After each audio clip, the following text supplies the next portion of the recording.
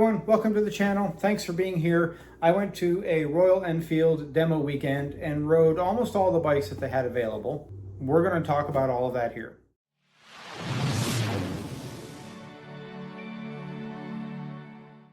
First, a couple of notes.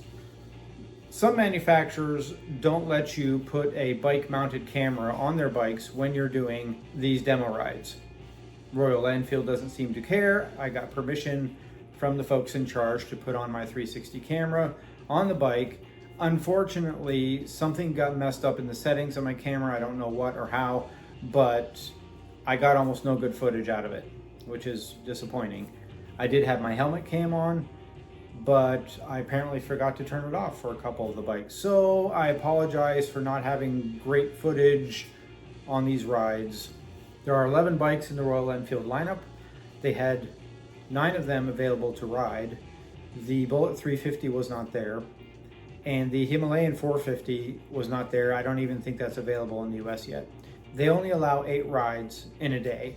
So instead of going back for a second day just to ride one bike, I rode 8. I decided not to ride the Meteor 350 because I rode the Super Meteor 650, basically the same bike other than a little bit more power, a little bit more weight. Other than that, they're basically the same bike. So dropped out the Meteor 350 and rode the other 8. All the Royal Enfield bikes have ABS and are fuel injected. None of them have self-canceling turn signals. So we all had to remember to push the little button to turn off our turn signals on every ride. I'm going to put the Royal Enfield bikes into 3 categories.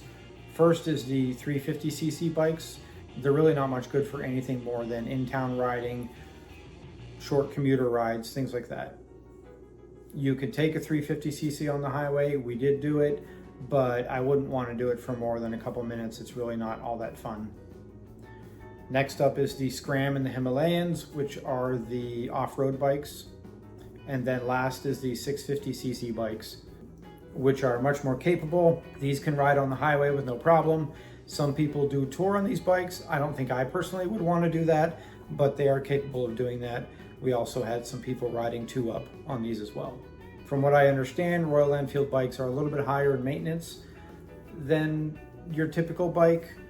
I think it's more so that the maintenance window is shorter. It's like 3,000 miles as opposed to 5,000 or 7,000 miles on these bikes. So they are cheaper on the front end, but you do pay a little extra along the way to keep them going. We're going to start these from least expensive to most expensive. So let's get going. Let's see what we think about each individual bike. First off is the Hunter 350, which starts at $4,000. This has the 350cc engine with a 5-speed transmission. It has mid controls, a 3.4 gallon tank, 31-inch seat height, and weighs 400 pounds. This is a lot like a naked or street bike in its feel, slightly aggressive lean to the handlebars. My personal opinion is that this bike wants to be fun, but it lacks punch with a small engine. It tries, but it falls short. I also didn't find it very comfortable. The seat wasn't that great, and it vibrated a little during the ride. So I was not a fan of this bike at all. Next, we move on to the Classic, which starts at $4,600. The Classic is, well, a classic style cruiser with a 350cc engine and a 5-gear transmission. I was pleasantly surprised by this bike. It was very easy to handle. It was actually fun to ride. Like all the 350 bikes, it did okay in the highway as long as you use the full RPM range. It has mid controls, 31.7-inch seat height, 3.4 gallon tank, and weighs 430 pounds. It has a fairly upright position. The bars are at a decent height. I did start to feel a little bit of pull on my shoulders by the end of the ride, but nothing significant. I like the looks of the bike. It looks very sharp to me. It was definitely in the top 3 of the 8 bikes I rode. Moving on to the Scram 411, which starts at $5,100. This is, of course, the Scrambler off-road bike. It has a 411cc single-cylinder engine with a 5-speed transmission as well.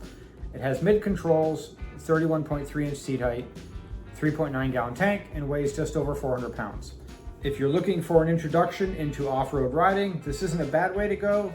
I wouldn't really expect to be happy with it for very long. Once you get used to it, I think you're going to want to upgrade. I'm sure everyone has their own opinion on that. This is just my perspective. The front of the seat has a buzzy vibration feel to it and isn't very comfortable. The engine sounds very clunky and what I describe as clankety.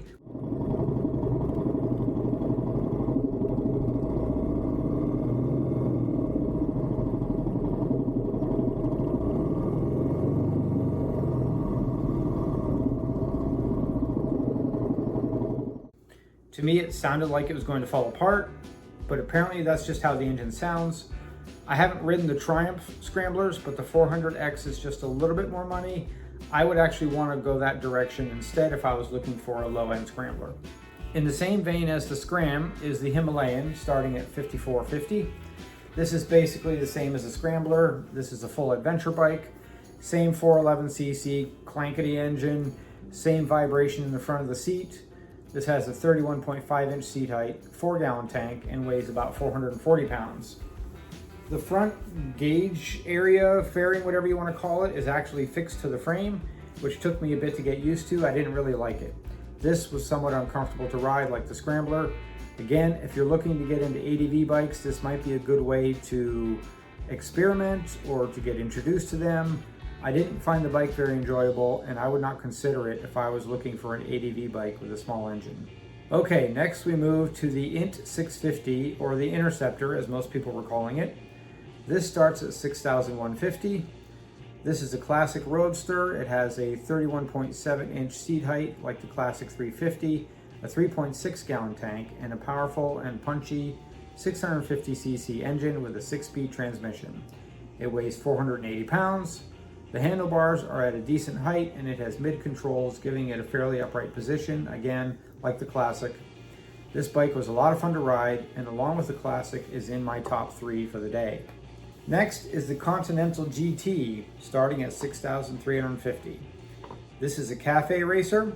It has the same 650cc engine as the Interceptor, but has a 32.3-inch seat height, which I'm pretty sure is the tallest bike they have, and weighs 470 pounds.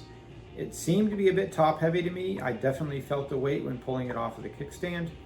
With it being a tall bike and me being short, I couldn't flat foot the bike, but it balances fairly well at a stop. It handled really well and was an enjoyable and fun ride.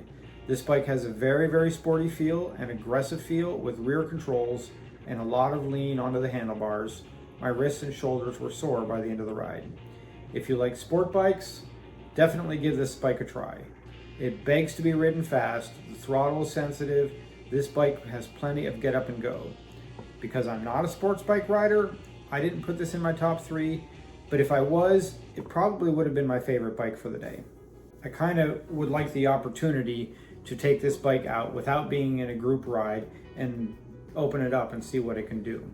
Next up is the Shotgun, starting at $6,900. This is a bobber style bike with bar end mirrors and the option to switch from single seat to double seat very easily. It has the 650cc engine, a 31-inch seat height, and weighs 530 pounds with a 3.6-gallon tank. I found the ride on this bike fairly annoying. The seat vibrated almost the entire ride and wasn't comfortable. It has mid controls and a slight aggressive lean to the bars. I found this bike to be similar to the Hunter 350, except with a bigger engine as far as the riding experience went, and I disliked it about as much as the Hunter. Last of the bikes I rode is the Super Meteor, starting at $7,000. This is Royal Enfield's cruiser with a 650cc engine. Like the classic, handlebars are at a decent height. This bike and the Meteor 350 I think are the only bikes with forward foot controls designed to be traditional cruiser style bikes.